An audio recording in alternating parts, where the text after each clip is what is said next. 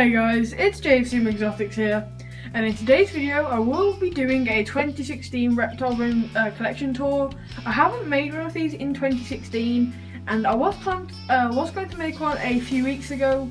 However, I have currently moved house, as I have a brand new reptile room. It's no longer my bedroom, it is a full reptile room, which means I have a lot more space.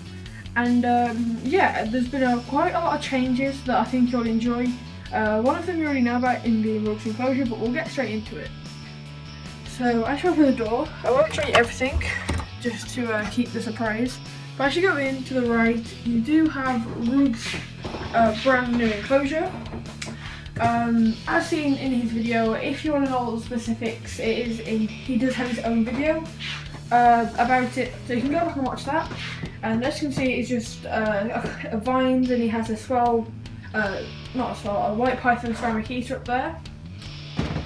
Up here, along with having all my crickets and my mealworms, well, there are no mealworms in there at the moment because they all turned to pupae and died. But up here I do have Quincy, my Brazilian rainbow boa. Now he will be moving into a rug, a 35 litre rug any day now, because he has kind of outgrown this terrarium, and I do have some good plans for this terrarium if it all goes ahead. It's hard to open this one-handed. There we go. I don't know if you'll be able to see him, but it does feel very nice and humid in there. But yeah, that's just his cage. He does have a heat pad on the back part. So yeah, that's his enclosure. Now we'll move on to the left, which here we have Car and Citrus, who is now in a vivarium. She is no longer in a rub. So just get into Car's enclosure now. It has very much stayed the same, except for that he now has a 100 watt bulb because his 75 watt one blew, and so this is it. Nothing much has changed here. Aspen bedding, you know, just a standard decoration. Oh, I'll put that back on in a bit. Okay, so getting down here now. This is Citrus's new enclosure. This is a 36 by 22 by 18 inches tall vivarium. It's currently being heated by a heat pad, which is just under there, and comes in by a hole in the back. There's one for the probe and one for the heat pad. So that's her enclosure, very simple, just giving her a bit more space. Okay, so this is just giving you a quick look at Citrus. She's a albino leopard gecko, which is albino hypomelanistic, and this is her. You'll see her later on today in the feeding video. Now moving over to the left of this room is the vivarium stack, which has a new occupant in the bottom bit, and that is Misa, my milk snake, who's just living in there now.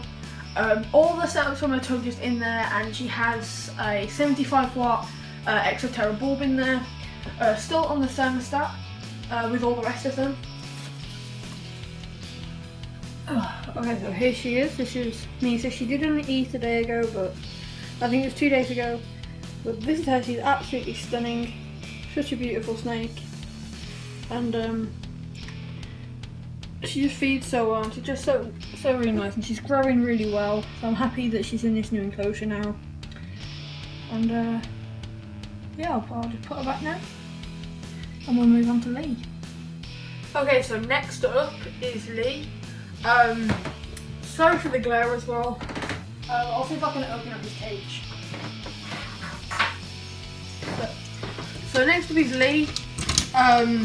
Not much has changed with him either. I've just, when he got moved around here, I did just give him some cypress moss bedding. I gave him a little stick that he's been actually quite active on, and he got a new hide over there. And I think he got some fake plants there too. But nothing much more than that really. He's still oh my god. He's still not eating very much, well, at all really. He's gone quite a while now without a meal. so hopefully he'll be alright. It's not looking great for him, but hopefully he is.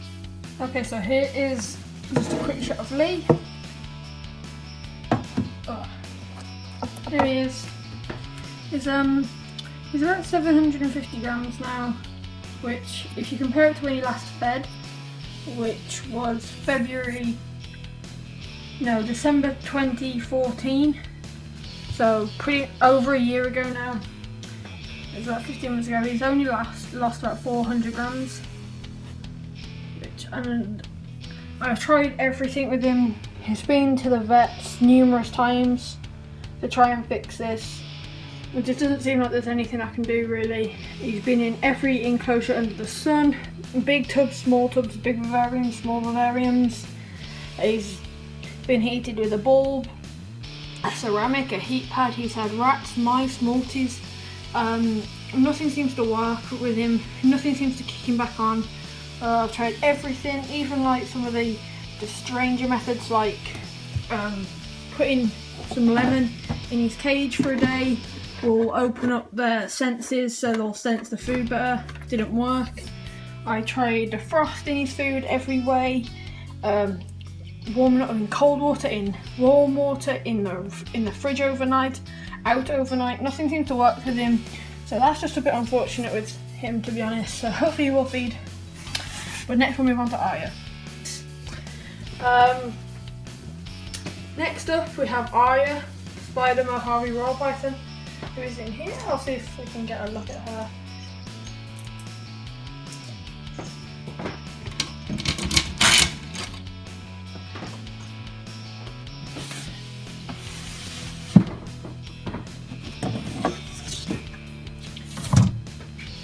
In here. Where is she? There she is. So this is Arya, my Spider Mojave Royal Python. She's very cool. I like her a lot. She used to be very, very skittish with any quick movement, and she'd absolutely dart. However, she's getting a lot better now with handling and stuff. So that's looking good. And the one above her, as always, we have Coco, my pinstripe Royal Python, my biggest Royal Python as well. She's about 1,500 grams now or so. So hopefully she'll start feeding a bit more, because she hasn't eaten in about 7 weeks now, and I really want to get a bit more weight on her. Oh. But now up last in this tub here is, well, as you all know, the only one I haven't shown is Peaches. Okay, so to get a good look at Peaches, we're going to need to get up here. Oh, and she's actually out at the moment, which is pretty cool. She did only eat her first meal for about 5 weeks yesterday, so I don't want to disturb her too much, but if we as you can see, she's being a bit defensive right now, putting up a bit, so I'll try not to disturb her too much.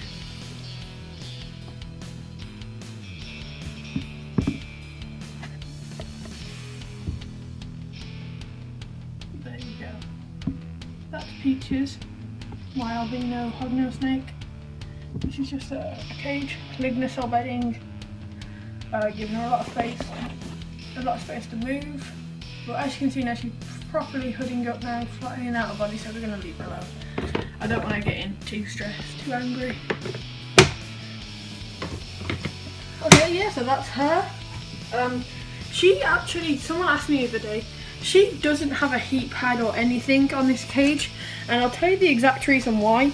I did have a heat pad on this enclosure, but it kept getting up to about 120 degrees, 110 degrees, and I was like, why? The thermostat set at like 95, why is it getting that high?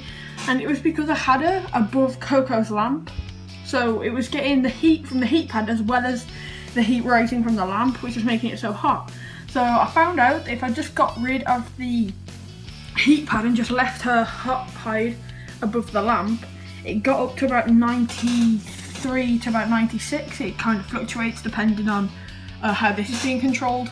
but it always gives her a nice source of heat, and I measured this for like 2 or 3 months, so I know that it's consistent now. So yeah, she's good. Okay guys, so I hope you have enjoyed this video. If you have, please leave a like and subscribe, and let's see if we can get this video to 40 likes. If you can, that'd be absolutely insane. That'd be so good and it'd make me so happy. So let's see if we can hit 40 likes. And like I said before, if you did enjoy, please leave a like and subscribe. It's been JFC Exotics.